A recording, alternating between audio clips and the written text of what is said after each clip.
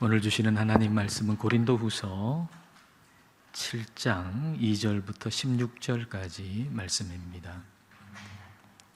우리 한 절씩 교독하겠습니다. 마음으로 우리를 영접하라. 우리는 아무에게도 불의를 행하지 않고 아무에게도 해롭게 하지 않고 아무에게서도 속여 빼앗은 일이 없노라.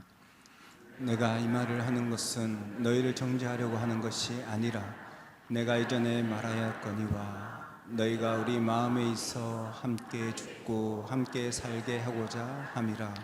나는 너희를 향하여 담대한 것도 많고 너희를 위하여 자랑하는 것도 많으니 내가 우리의 모든 환난 가운데서도 위로가 가득하고 기쁨이 넘치는도다.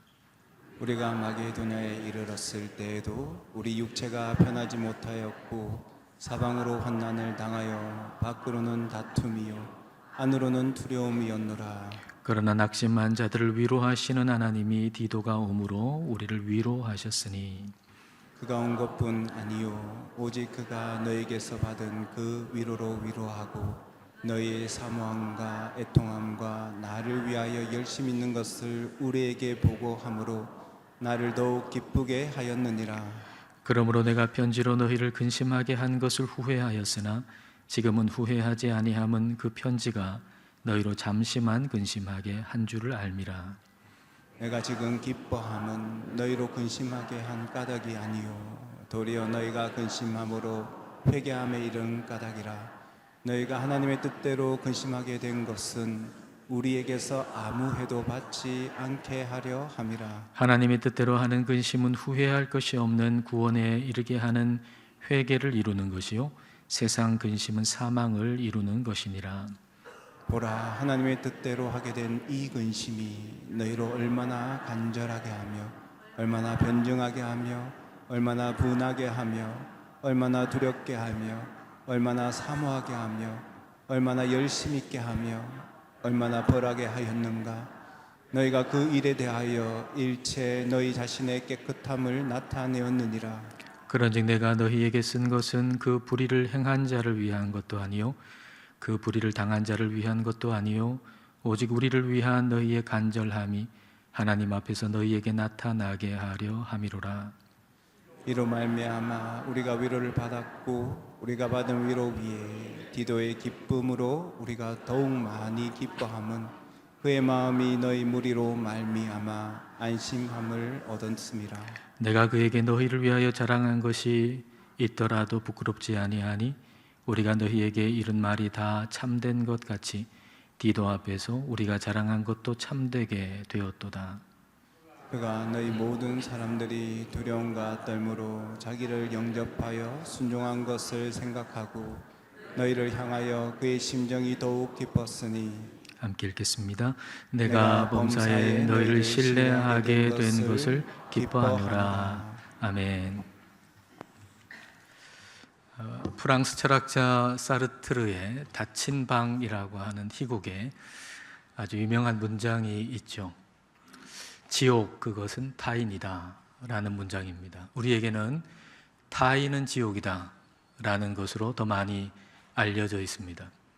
타인과의 관계가 지옥처럼 고통스러울 수 있다는 말이죠.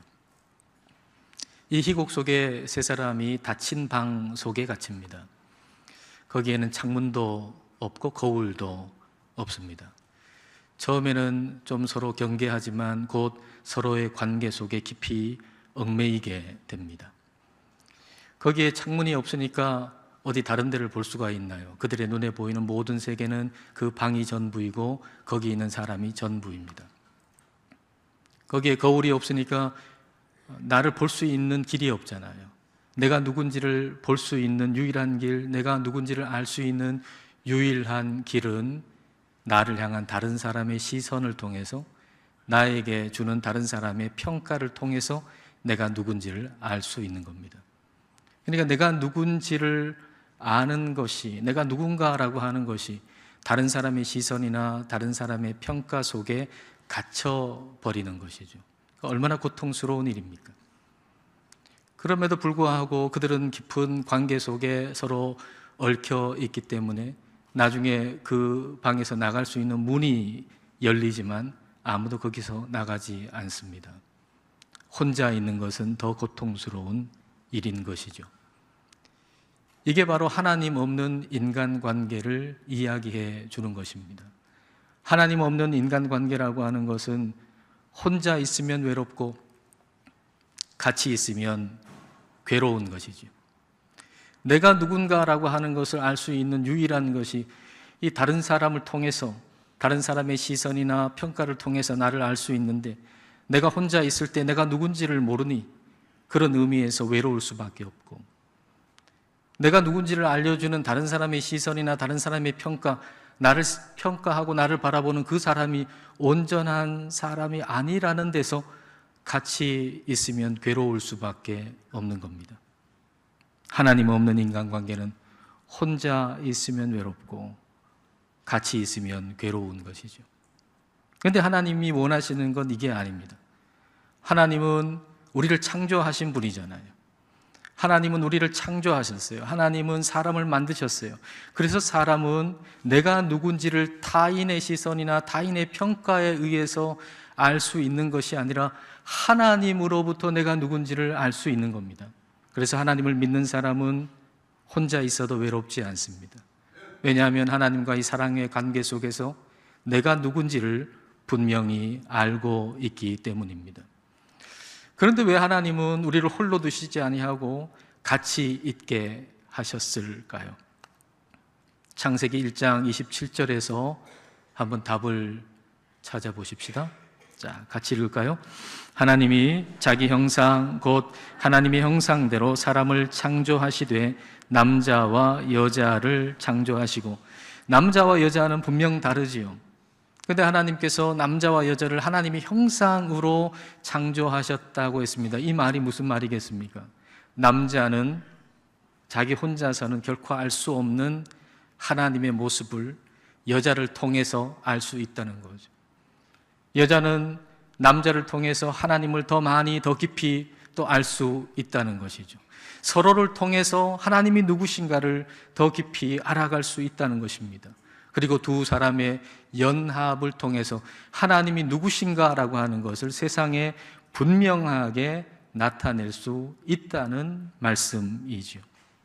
이것은 가정에 대해서만 말씀하시는 것이 아니라 궁극적으로는 교회에 대해서 말씀하시는 것입니다.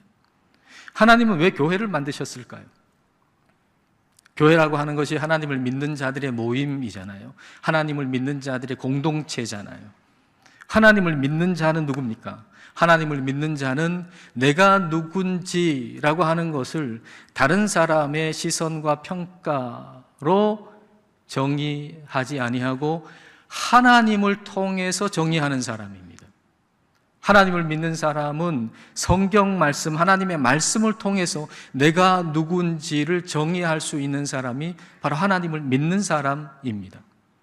하나님은 이와 같이 하나님을 믿는 사람들을 하나로 모으셨어요. 공동체로 모으셨어요. 그걸 교회라고 하는 거죠. 하나님께서 우리를 교회 되게 해 주신 이유가 뭘까요? 각자도 다 신앙생활 할 수 있다고 생각이 들지 않아요? 근데 하나님이 그렇게 놔두시지 아니하고 우리를 교회로 만드신 이유가 뭘까요? 그리스도 안에서 우리를 연결해서 하나가 되게 해주신 이유가 뭘까요? 그것은 우리가 서로를 통해서 하나님을 더 알아가고 하나님을 더 깊이 알아가게 될 뿐만 아니라 우리가 그리스도 안에서 서로 연합함으로 말미암아서 이 교회를 통해서 이 세상 가운데 하나님이 누구신지를 더 분명하게 나타나게 해서 하나님께 영광을 돌리게 하기 위함입니다. 그래서 우리는 관계가 어긋났을 때 그걸 회복하기를 힘써야 합니다. 왜냐하면 그 관계가 회복되어야 그 관계를 통해서 하나님을 더 알아갈 수 있기 때문입니다.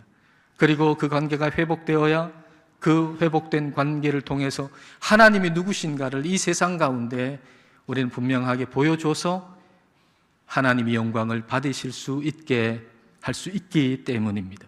그렇다면 관계가 어긋났을 때 그 관계 회복을 위해서 우리는 뭘 해야 할까요? 자, 오늘 본문 2절 말씀을 함께 읽겠습니다. 마음으로 우리를 영접하라. 우리는 아무에게도 불의를 행하지 않고 아무에게도 해롭게 하지 않고 아무에게서도 속여 빼앗은 일이 없노라. 성령님이 바울을 통해서 우리에게 하시는 말씀은 뭐냐면 마음으로 영접하라 하는 거예요. 마음으로 영접하라.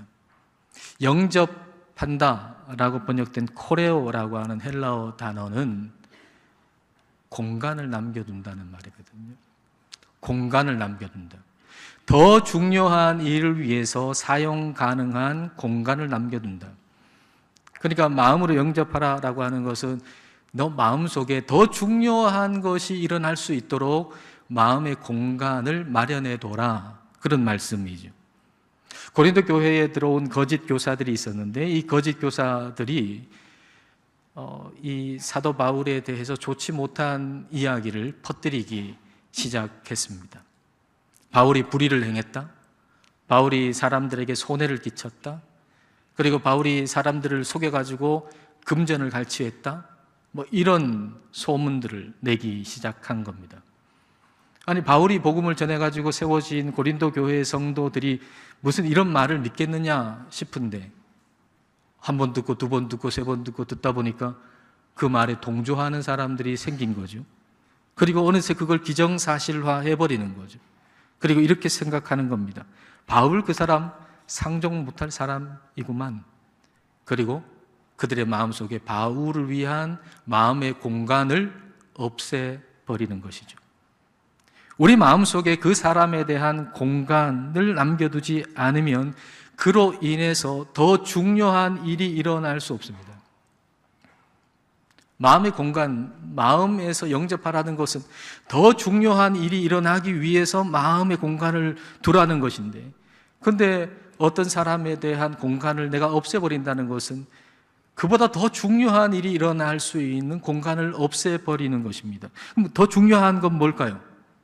더 중요한 것이란 무엇일까요?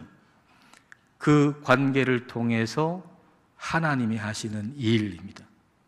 그 관계를 통해서 하나님이 하시는 일. 당장은 나와 그 사람만 보이잖아요. 하나님이 잘 안 보이잖아요. 당장은 나와 그 사람만 보이기 때문에 그 사람이 나에게 뭔가 손해를 끼쳤다, 나를 화나게 만드는 일을 했다, 그러면 우리는 그냥 손절해 버리는 것이죠. 그러나 하나님께서 그 사람과의 관계를 통해서 하실 일이 있다는 거예요. 그래서 그 공간을 마련해둬라. 손절하지 말고, 관계를 끊어버리지 말고, 그 관계를 통해서 하나님이 하실 더 중요한 일이 지금 남아있으니 마음의 공간을 마련해둬라 라는 말씀이죠. 여러분, 요셉을 생각해 보세요. 그 애굽 땅에 가가지고 그렇게 고생하면서 나중에는 총리가 됐지 않습니까? 그 총리가 된 다음에 자기를 죽는데 내버린 형들이 찾아왔잖아요. 그 형들이 왜 찾아왔죠? 양식 구하러 왔잖아요. 아니, 요셉을 그렇게 죽는데 내버려둔 그 사람들이 자기 살겠다고, 먹고 살겠다고 그 앞에 찾아왔으니 얼마나 괘씸하고 얼마나 밉겠습니까? 그런데 요셉이 그들을 손절하지 않았어요.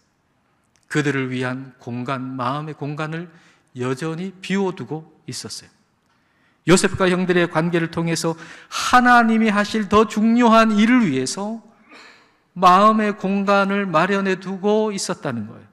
그리고 하나님은 그 관계를 통해서 하나님의 용서가 뭔지, 하나님의 섭리가 뭔지 그걸 그들에게 가르쳐 주셨잖아요. 하나님이 누구신지, 하나님이 어떤 분이신지 요셉과 그 형들의 관계를 통해 가지고 요셉에게도 그걸 가르쳐 주시고 그 형들에게도 그걸 가르쳐 주시고, 뿐만 아니라 오늘 우리도 그 요셉과 형들의 관계를 통해 하나님이 어떤 분이신가를 얼마나 풍성하게 알게 됐습니까? 하나님은 사람과 사람의 관계를 통해서 일하십니다. 그러므로 사람을 버리면 그 사람과의 관계를 통해서 하시는 하나님의 일도 버리는 겁니다. 그 사람을 버리면 그 사람과의 관계를 통해서 하나님이 내게 하실 일, 그 일도 함께 버리는 것입니다. 따라서 지금은 당장 괴롭더라도, 당장 그 관계 때문에 지금은 당장 괴롭더라도 그 사람과의 관계를 통해 하나님이 하실 일이 있다는 걸 생각하면서 하나님을 향해서 마음의 공간을 비워 두어야만 합니다. 하나님께서 바울을 위로하실 때도 사람을 통해서 위로하셨잖아요. 자, 5절과 6절 말씀 보십시오. 우리가 마게도냐에 이르렀을 때에도 우리 육체가 편하지 못하였고 사방으로 환난을 당하여 밖으로는 다툼이요 안으로는 두려움이었노라. 자, 6절 말씀 같이 읽겠습니다. 그러나 낙심하는 자들을 위로하시는 하나님이 디도가 오므로 우리를 위로하셨으니. 바울이 편지 하나를 써가지고 디도 편에 고린도 교회에다가 보냈잖아요. 그 편지는 지금 남아있지 않는 편지인데 그 편지를 뭐라고 부르죠? 눈물의 편지라고 부르죠. 눈물의 편지. 그 눈물의 편지의 내용은 상당히 강한 어조의 그런 편지였습니다. 그래서 바울이 그 편지를 보내고 나가지고는 고린도 교회 성도들이 그 편지를 읽어보고 오히려 그들과 나의 관계가 더 악화되는 것은 아닐까 하고 염려가 됐어요. 걱정이 됐어요. 괜히 이 편지 보냈나 후회도 됐어요. 마음이 편치 않는 거예요. 그래서 고린도의 그 편지를 가지고 간 디도가 돌아와서 그 편지를 받아본 고린도 교회 성도들이 어떤 반응을 보였는지 좀 빨리 알기를 간절히 원했는데 생각한 시간에 디도가 오질 않는 거예요. 그래서 더 빨리 좀 디도를 만나려고 마게도냐로 이렇게 옮겼습니다. 마게도냐로 옮겼는데 거기서도 디도가 없는 거죠. 그러니까 마음이 얼마나 불편해요. 몸도 불편하고 마음도 불편하고 밤에는 잠도 제대로 못 오고 그런 상태였단 말이에요. 그러던 중에 디도가 마게도냐로 와가지고 이제 바울에게 그 소식을 전해주는 겁니다. 그때 바울이 큰 위로를 받은 거예요. 그때 바울이 큰 기쁨을 얻은 거예요. 그러면 디도를 통해서 어떤 소식이 바울에게 전해졌길래 바울은 그렇게 기뻐했을까요? 자, 8절과 9절 말씀 보십시오. 그러므로 내가 편지로 너희를 근심하게 한 것을 후회하였으나 지금은 후회하지 아니함은 그 편지가 너희로 잠시만 근심하게 한 줄을 알미라. 내가 지금 기뻐함은 너희로 근심하게 한 까닭이 아니요 도리어 너희가 근심함으로 회개함에 이른 까닭이라. 너희가 하나님의 뜻대로 근심하게 된 것은 우리에게서 아무 해도 받지 않게 하려 함이라. 이 눈물의 편지는 권면과 충고로 가득한 편지였어요. 어떤 아이가 잔소리와 충고의 차이가 뭐냐 이렇게 질문을 받았는데 그 아이가 하는 대답은 잔소리는 왠지 모르게 기분 나쁜 것이고 충고는 더 기분 나쁜 것이다. 그렇게 대답하더라고요. 여러분, 충고를 듣고 기분 좋아할 사람이 이 세상에 아무도 없습니다. 한 사람도 없습니다. 충고를 듣고 기분 좋아할 사람, 기뻐할 사람은 아무도 없어요. 바울도 그걸 알고 있거든요. 그러니까 그 충고의 편지를 보내놓고는 후회한 거예요. 이거 괜히 보냈나? 이 글 괜히 보냈나? 이 말 괜히 썼나? 마음속에 걱정이 됐는데 디도를 통해서 듣게 된 소식은 그 고린도 교회 성도들이 그 편지를 읽고 근심하긴 했으나, 처음에는 기분 나빠했으나, 처음에는 불쾌했으나, 그러나 그건 잠시뿐이었고 곧 회개하고 하나님께로 더 가까이 나아가게 되어서 그들이 오히려 이전보다 더 좋아졌다라는 소식을 듣게 된 것이죠. 그로 인해서 고린도 교회와 바울의 관계는 회복이 된 것입니다. 이걸 통해서 우리는 관계가 회복되기 위해서 우리가 잊지 않아야 할 매우 중요한 사실 하나를 알게 됩니다. 우리가 관계가 회복되기 위해서 반드시 기억해야 할 아주 중요한 사실 하나, 그것은 10절 말씀에서 그걸 너무나도 잘 우리에게 가르쳐주고 계십니다. 자, 10절 말씀 함께 읽겠습니다. 하나님의 뜻대로 하는 근심은 후회할 것이 없는 구원에 이르게 하는 회개를 이루는 것이요 세상 근심은 사망을 이루는 것이니라. 중요한 것은 근심 그 자체가 아니라 근심의 방향이라고 하는 거죠. 성경은 우리에게 말씀하시잖아요. 근심하지 말라, 걱정하지 말라. 근심하지 말라, 걱정하지 말라, 염려하지 말라. 근데 그 본뜻은 뭐냐면 방향을 얘기하고 있어요. 방향. 여러분, 우리에게는 늘 걱정과 근심이 있잖아요. 염려가 있잖아요. 늘 마음속에 염려가 일어나고 근심이 일어나고, 근데 그렇게 근심이 일어나고 염려가 일어나는 것은 우리 책임은 아닙니다. 많은 경우. 그러나 그 방향이 어디로 갈 것이냐라고 하는 것은 우리의 책임이라고 말할 수가 있습니다. 우리가 결정하는 방향에 따라서 그 근심은 하나님의 뜻대로 하는 근심이 될 수도 있고 세상 근심이 될 수도 있습니다. 그 근심과 걱정이 하나님께로 더 가까이 가게 만드는 근심과 걱정이라면 그것은 하나님의 뜻대로 하는 근심인 거죠. 그러나 그 근심과 걱정 때문에 하나님으로부터 점점 멀어지고 있다면 그것은 세상 근심인 것입니다. 바울이 쓴 편지를 받아 읽은 고린도 교회 성도들의 근심은 그럼 둘 중에 어떤 근심이었나요?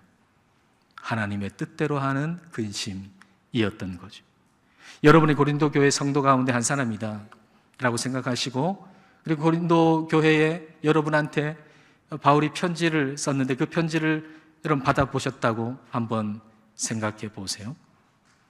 그 편지를 받아서 봉투를 뜯어 그 안에 내용을 다 봤는데 예사롭지 않아요. 너무 날카로워요. 단어 하나하나가 마음에 상처를 입혀요. 그 말을 읽어보면 말은 바른 말인데 너무 아프단 말입니다. 그래서 그 편지를 읽은 날 밤에 제대로 잠도 안 와요. 너무 섭섭한 거예요. 바울이 나한테 어떻게 이럴 수 있나? 그 사람이 나한테 어떻게 그럴 수 있나? 마음이 너무 섭섭해. 어떻게 사도가 되어서 사랑도 없이 나한테 그런 말을 할 수가 있나? 정말 그 사람이 진짜 사도라면, 진짜 사랑이 있다면 나를 격려해 줘야지 어떻게 이런 말을 나한테 할 수 있나? 너무 섭섭하고 너무 화가 나가지고 뜬 눈으로 밤을 새우고 그리고 새벽 기도해 봤어요. 그리고 하나님 앞에 그 일을 놓고 기도를 하고 있어요. 근데 성령님께서 바울이 쓴 그 편지를 통해서 내가 지금 어떤지 내 영적인 상태를 깨우쳐 주시기 시작한 거예요. 내 마음이 너무 둔해졌구나. 어떤 잘못된 일이 있어도 뭐 그게 그런가 보다 하고 그냥 지나치고 그럴 만큼 내 마음이 둔해지고, 그리고 내 마음이 하나님을 향한 마음이 많이 식었구나. 첫사랑을 내가 다 잃어버렸구나. 그걸 깨닫는 순간 눈물이 왈칵 쏟아지는 거죠. 그리고 하나님 앞에 회개해서 기도하기 시작하는 거예요. 그리고 나서 기도하고 나서 집으로 와서 그 편지를 다시 한번 펴와서 읽기 시작했어요. 근데 이전에 읽을 때는 너무 화가 났는데 다시 읽어보니 그 행간이 읽히는 거예요. 그 문장과 문장 사이에 있는 바울의 눈물, 바울의 사랑, 그리고 하나님의 사랑, 그 사랑이 읽혀지기 시작하는 거예요. 그래서 그 편지로 인해서 잠시 근심했지만, 잠시 기분은 나빴지만, 그러나 오히려 회개하게 돼서 이전보다 더 하나님께 가까이 나아가게 됐고, 이전보다 바울을 향한 마음이 더 많아지게 되고 사모하는 마음이 생기고 바울이 전한 그 복음에 대한 열정도 더 생기게 된 것입니다. 이게 바로 바울의 눈물의 편지를 읽은 고린도 교회 성도들의 변화였던 것이죠. 중요한 것은 그 근심 자체가 아니라 방향입니다. 어떤 일이, 어떤 말이 우리의 마음을 아프게 만들고 괴롭게 만들 수 있습니다. 그러나 중요한 것은 그 어떤 일, 그 어떤 말, 그 자체가 아니라 그것으로 인해서 내가 어떤 방향으로 가고 있느냐라고 하는 거예요. 나를 근심하게 한 그 말, 그 일로 인해서 내가 하나님께로 더 가까이 나아가고 있느냐, 아니면 하나님으로부터 더 멀어지고 있느냐라고 하는 거죠. 지금 여러분은 여러분을 아프게 하고 괴롭게 하는 그 일, 그 말, 그 사람으로 인해서 어느 방향으로 가고 계십니까? 오래전 어떤 일로 인해서 마음에 큰 상처를 받고 아프고 힘들어서 잠도 제대로 이루지 못했었던 그때 그 일을 두고 기도를 하는데 성령님께서 제 마음 가운데 이렇게 가르쳐 주셨습니다. 너는 흙이 되어라. 그러면 그 일이 걸음이 될 것이다. 가만히 생각해 봤습니다. 나는 그 일을, 나를 더럽히는 일, 나를 괴롭히는 일, 나를 불쾌하는 일이라고 생각했던 것이죠. 근데 그게 불쾌하고 괴롭고 더러운 것이라고 생각했던 이유는 제 마음이 아스팔트였기 때문입니다. 제 마음이 딱딱한 콘크리트였기 때문입니다. 그런데 흙이 되면 네가 더럽게 여겼던 그 일이 거름이 돼서 오히려 너를 비옥하게 만들고 너를 성장하게 만들 거라는 가르침이셨습니다. 그래서 그 일로 힘들다고 한탄하기보다 흙이 되게 해달라고 기도하기 시작했습니다. 흙을 뜻하는 휴무스라고 하는 라틴어는 겸손이라고 하는 영어 단어 humility의 어원이죠. 그러니까 흙이 되라는 말씀은 곧 겸손하게 되라는 말씀입니다.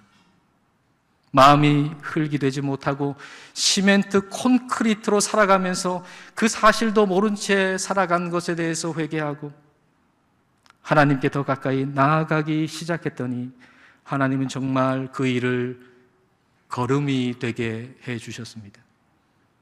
그 일로 많이 성장하고 많이 자랐습니다.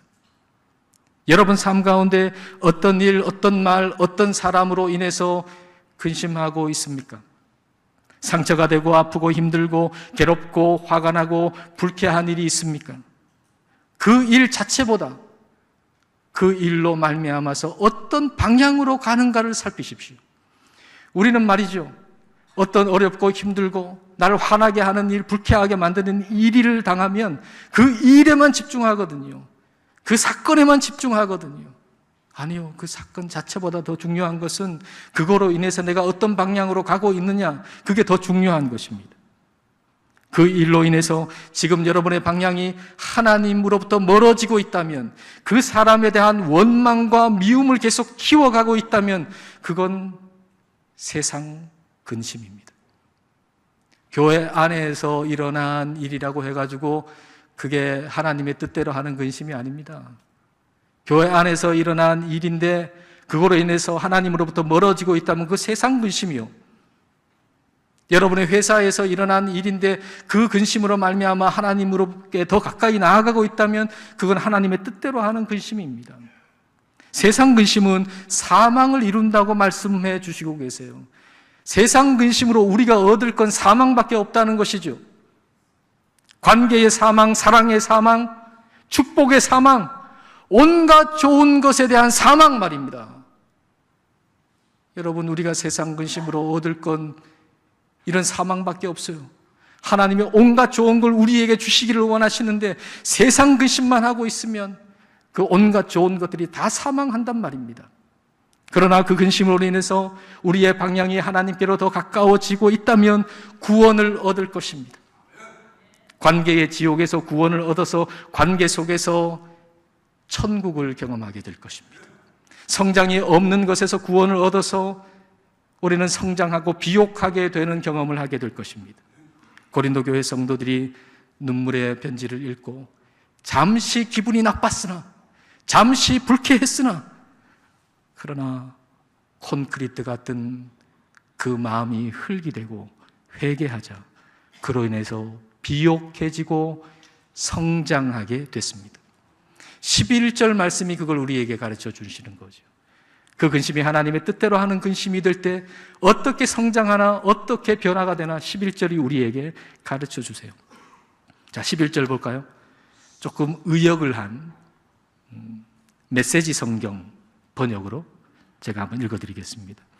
하지만 그 아픔이 여러분을 자극하여 하나님께 가까이 가게 했으니 놀랍지 않습니까? 여러분은 더 생생하고 더 사려 깊고 더 섬세하고 더 공손하고 더 인간답고 더 열정적이고 더 책임감 있는 사람이 되었습니다. 어느 모로 보나 여러분은 이 일로 깨끗한 마음을 갖게 되었습니다. 바울이 보낸 편지를 읽고 고통스러웠어요. 괴로웠어요. 그러나 그로 인해서 하나님께 더 가까이 나아가게 됐고 오히려 더 성장하게 되었다는 것입니다. 그로 인해서 바울과 고린도 교회의 관계도 회복된 것이죠. 그 관계 회복으로 하나님은 고린도 교회에게 그리고 바울에게 하나님이 어떤 분이신가라고 하는 걸 더 깊이 더 많이 알게 하셨고, 그리고 그들의 관계 회복, 그 연합으로 말미암아 온 세상 가운데 하나님이 누구신가라고 하는 걸 더 분명히 보여주심으로 하나님은 영광을 받으신 것입니다. 하나님께서 고린도 교회와 바울의 관계 속에서 이렇게 역사하셨다면 하나님은 우리의 관계 속에서도 그렇게 역사하실 것입니다. 하나님이 하실 일을 우리가 기대하면서 다른 사람과의 관계로 인해서 생긴 모든 근심, 모든 아픔, 모든 괴로움 앞에서 흙이 되십시오. 그러면 그 근심은 하나님의 뜻대로 하는 근심이 될 것이고, 근심하는 그 일은 여러분에게 걸음이 돼서 여러분을 더 비옥하게 만들고 여러분을 더 풍성하게 만들 것입니다.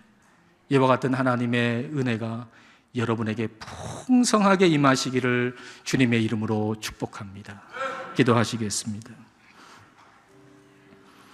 이 시간 우리 기도하실 때 다른 사람과의 관계로 인해서 생긴 근심, 걱정, 아픔, 고통의 그 방향을 생각해 보십시다.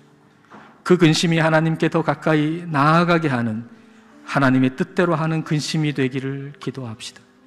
우리가 흙이 되고 우리를 힘들게 하는 그 일이 걸음이 되기를 이 시간 함께 기도하시겠습니다.